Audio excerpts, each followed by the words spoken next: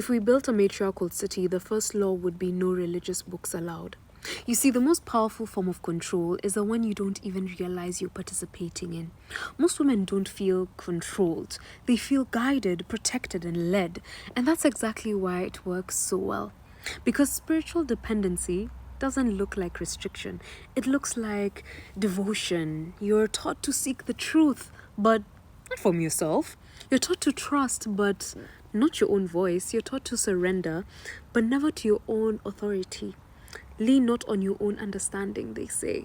Because now your intuition becomes secondary, most likely even dormant. Your knowing becomes questionable. Your voice becomes something that needs to be checked before it can be trusted. And over time, you don't even realize what's happening. It's called faith, discipline, being a good woman. A woman who does not trust herself will always look for someone else to lead her. You can even have left the structure, but not the mindset.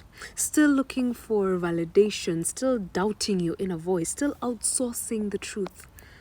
So it feels like freedom, but it's just a more independent version of dependency. If you are always looking to be led, you can always be controlled. Sometimes not even by force, but by influence, interpretation, authority figures, by systems that position themselves as the bridge between you and your own divinity. So when women sometimes say, I don't know what to do, I need guidance, I'm not sure what's right, we think it's always about insecurity, but a lot of the time it's learned dependency. Because a woman who fully trusts herself does not need constant interpretation. She does not need permission to exist in her truth. She does not need someone else to tell her what is aligned for her life. She becomes the authority, and that is the moment everything changes. Because a woman who is self-trusting is no longer easy to guide, no longer easy to influence, and no longer easy to contain. She becomes discerning, intentional, and unshakable. And that kind of woman does not fit into systems that rely on her disconnection. So no, this was never about belief. It was about ensuring that women never become fully self-sufficient in their power.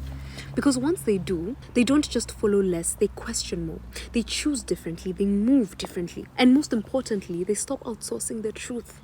And once you see that, you cannot unsee it.